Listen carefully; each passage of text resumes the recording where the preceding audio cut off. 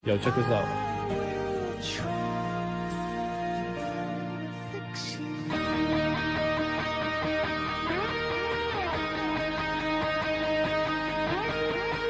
Alhamdulillah pada pagi hari ini kita dapat berkumpul di lapangan APR Polres dalam acara kegiatan safety reading mahasiswa dan pelajar.